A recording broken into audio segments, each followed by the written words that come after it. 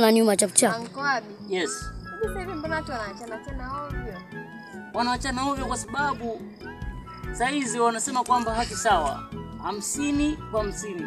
Yote kwa sababu ya nini? Ya kuharibu tu future za wanawake. Kwa sababu saizi wanawake hawasikizi wanaume na kuheshimu.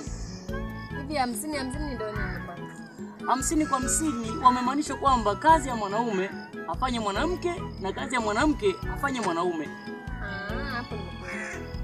Yaani kiukweli sikufichi Brandina, kama utapata bahati ya kupata mwanaume bora atakaye kuheshimu na kuthamini, neno 50-50 kwenye ndoa yako naomba lisitumike kabisa. Kwa sababu utathabitishwa kuitwa single mother au kuitwa kwamba aliolewa aliachika. Japo wengi wanasema kwamba kuolewa na kuachika ni kawaida, lakini kuolewa na kuachika ni mikosi. Na ukizalia nyumbani au ukiwa single mother pia sio nzuri, haileti maana kwa mwanamke, kwa sababu mwanamke ameumbwa amheshimu mwanaume na mwanaume ameumbwa ampende mwanamke. Lakini imekuwa ni tofauti. Saizi kazi ambayo itakiwa afanye mwanaume anafanya mwanamke, na kila kitu ambacho kipo kwenye ulimwengu ni 50-50. Ndio maana watoto wengi mitaani wanahangaika, hawana walezi, hawana baba, hawana mama. Kwani mjomba Abi mwenyewe beba 50-50 au? Unamaanisha nini Brandina? Mwenyewe beba 50-50. Kwamba mimi ni 50-50. Au sio? Hapana, 50-50 Brandina ilivyokuja iliangukia kwa wanaume wapumbavu wasiojitambua. Lakini kwangu mimi imeangukia kwa mwanaume jasiri ninayejitambua. Kwa kweli mwanamke mwenye dharau siwezi nikaishi naye. Mwanamke mwenye kiburi siwezi nikaishi naye.